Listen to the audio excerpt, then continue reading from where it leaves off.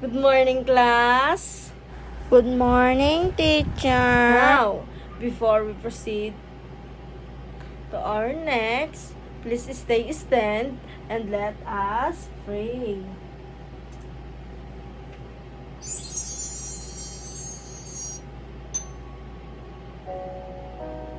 Tayo'y manalangin. Aming Diyos na makapangyarihan sa lahat, salamat po sa araw na ito. Salamat po sa magandang kalusugan at sa mga biyaya na aming natatanggap araw-araw. Tunay na kaibuti mo po, Panginoon, kaya patuloy na pinupuri at sinasamba ka namin. Dalangin po namin, nagabayan niyo po kami sa araw na ito. Tulungan mo po kami na maunawaan ang lahat ng mga araling ituturo sa amin. Bigyan niyo po kami ng talino, pagmamahal, at kalakasan sa aming pag-aaral. Pagpalain mo po ang aming bansa, ang aming paaralan, ang aming mga guro at mga magulang. Salamat po sa pangalan ng aming Panginoong Jesucristo. Amen. Bago natin simulan ang ating talakayan, ako ay may inihandang classroom rules. Atin itong basahing sabay-sabay. Una, listen quietly when others are speaking. Second, be responsible and prepared. Third, obey all school rules.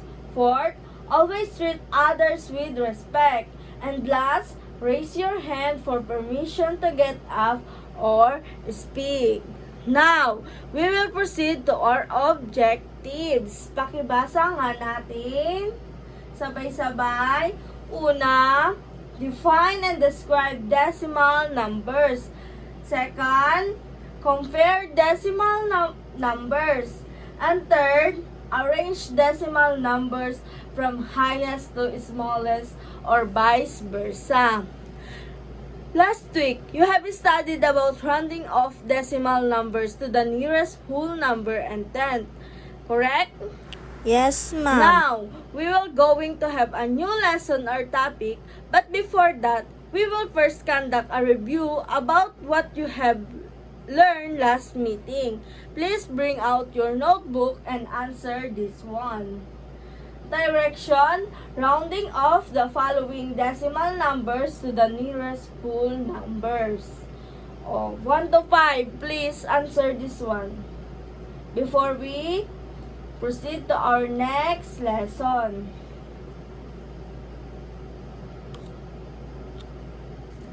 Are you done to answer, class? Yes, ma'am. Please exchange your paper and let us check.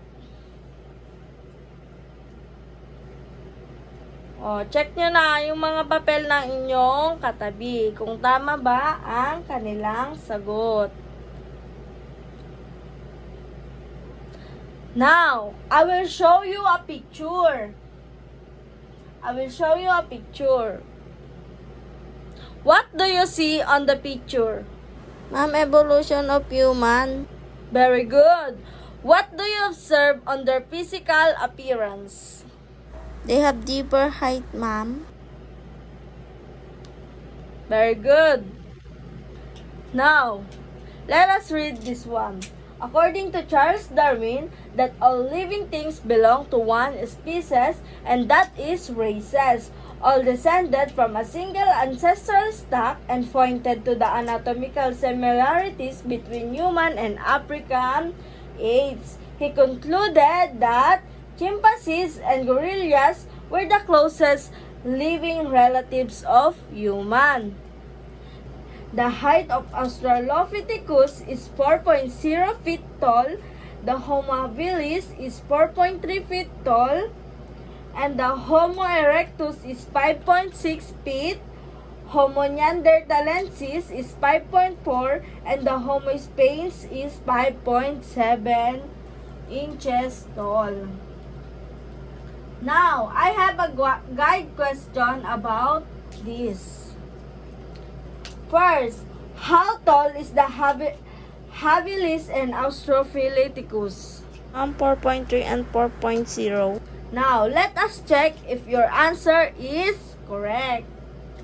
The answer is Homo habilis is 4.3 feet tall, while the Australopithecus is 4.0 feet tall.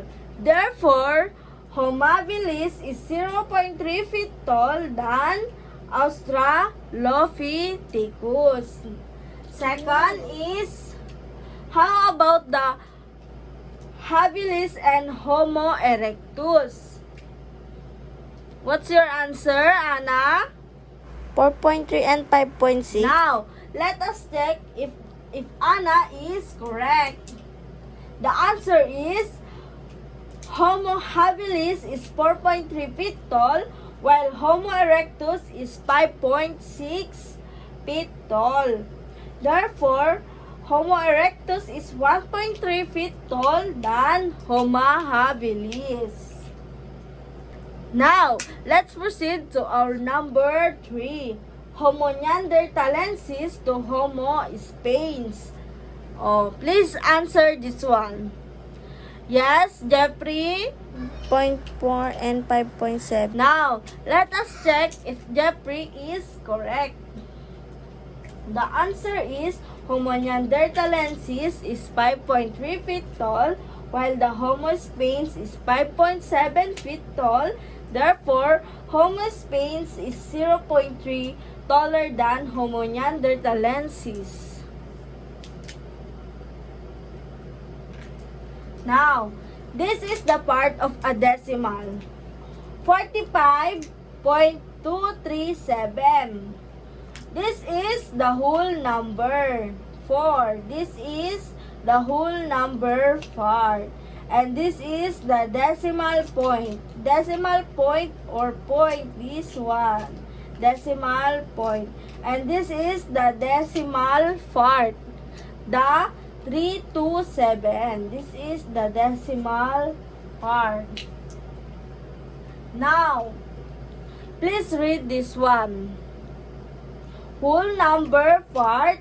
This is the part of the decimal number that appears to the left of the decimal point. It represents for integer part of the number. For example, in decimal number 123.456, the whole number part is the 1, 2, 3. The first part, this one, 1, 2, 3. Next, decimal point. This is a dot that separates whole number part from the fractional part. It indicates that the digit following it represent fraction of the whole part. Ang decimal point daw is, this is the dot. Dot na nagpapahiwalay sa number. Next, fractional part. This is the part of the decimal number that appears to the right of the decimal point. It represents a value that is less than 1 and is divided into tens, hundred, thousand, and etc. For example, in decimal point, number 123.456, the fractional number is the 456 because this numbers is appear to the right decimal of the decimal. Oh. For example, in 45.237, each number has corresponding place value. 45.237, 45, this is the tens. 4, this is the tens. 5, this is the ones. And the point or dot is the decimal point. 2, tens, 300, 7,000. Please take note this one and we will have an activity later. Now, the question is, how do we compare the decimal numbers? In comparing the decimal numbers, it involves evaluating digits in each place value starting from the left and moving to the right. This is the step-by-step on how to compare a decimal numbers. First, compare the whole number part. Start by the comparing the digit to the left of the decimal point. The number with the larger whole number part is the larger decimal. If the whole number part are equal, proceed to the next step. And number 2 is compare the 10th place. Look at the first digit to the right of the decimal point. The number with the larger digit in the 10th place is the larger decimal. If these are equal, move to the next place value. And third is compare 100th place. Compare the second digit to the right of the decimal point. Continue comparing each successive digit in each way, 1,000, 10,000, etc.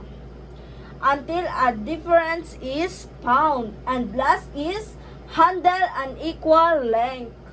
If the number have different lengths, after the decimal point, you can add trailing zeros to the shorter number to make them the same length. This does not change the value of the decimal but help in comparison.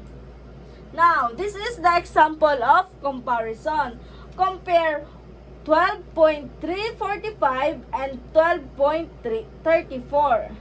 And the whole number part is both 12. This one, 12, 12. To have the left to the decimal point. And the 10th place is both 3 in the 10th place. This one, tens, 3. And next is 100th place. They have about 4 in 10th place. They have about 4. And the 1000th place is 12.345 has 5 in the 1000 place, while 12.34 has 0, considering 1234 as 12,340. Since 5 is greater than 0, 12.345 is greater than 12.34. Now, I have a question. On what place value they have differ? Yes? Yes, Anna? Yes, they differ on tens and 100 place value. Now, can you compare them? Yes, very good. We have compared them. Number 3, then which is greater? 11.43 or 11.58? 11.58 is greater than 11.43. Now, another example. Compare and arrange. Number 1, 25.83 to 25.82312. Now, let's answer. The whole number parts is both 25. They have about 25. And the 10th place is, they have about 8. This one. They have about 8. And the 100th place is, they have both 3. Very good. Number 4 is 1000 place. They have 1000 place. 25.83 or 25.8300 has 0, while the 25.83 or decimal point 823.12 has 1. So, since 0 is less than 1, 25.83 is less than 25.8312. The arrangement is, first is 25.83 and the second is 25.8312.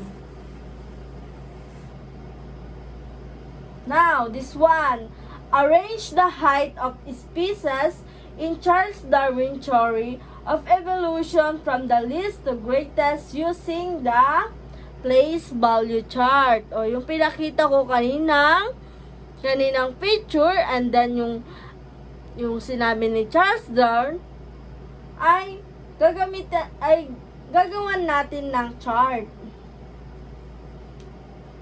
This is the species. Australopithecus, Homo sapiens, Homo neanderthalensis, Homo habilis, and Homo erectus.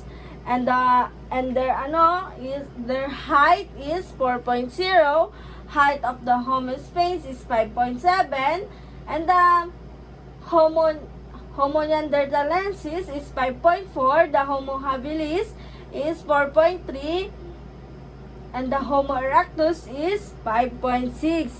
Please bring out your notebook and arrange this one from the least to greatest using this chart.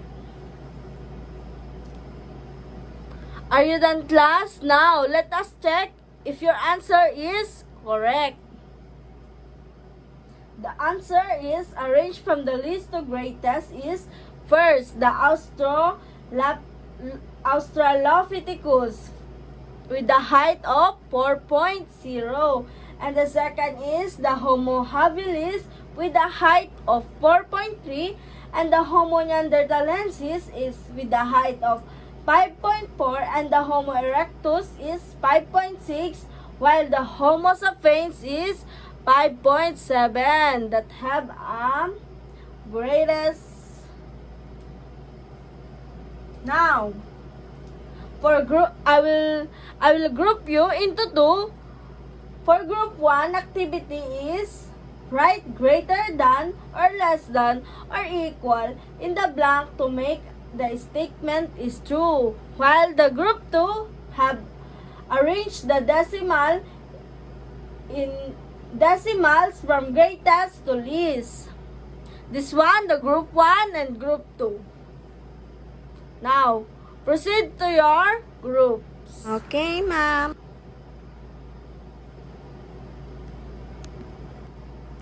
Are you done, class?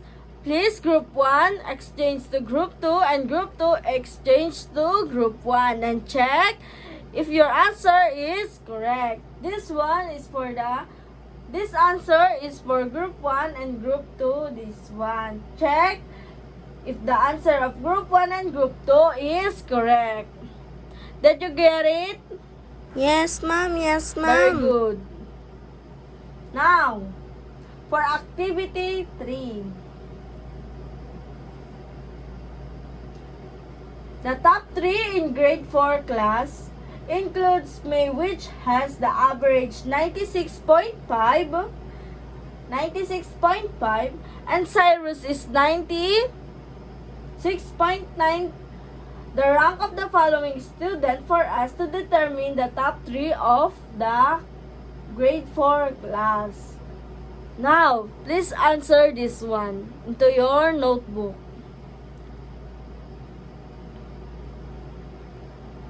Are you done? Now, let's check if your answer is correct. The top 3 students in grade 4 class based on their average are number 1, Cyrus 96.9, 2, May 96.5, and number 3, Carlo 94.5. Now, I have the following question. Number 1, define and describe decimals. And number 2, what are the part of the decimal number, and number 3, how to compare decimal. Bring out 1/4 sheet of paper and answer this one. Activity 3, direction A, order the given decimal from the greatest to least, and B is direction, write greater than or less than or equal in the blank to make the statement is true.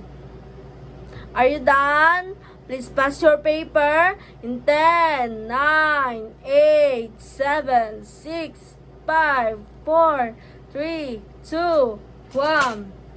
For your assignment, solve the given problem in the running competition. The following were the individual times records: 13.2, then 14.5, 12.4, and 5.7.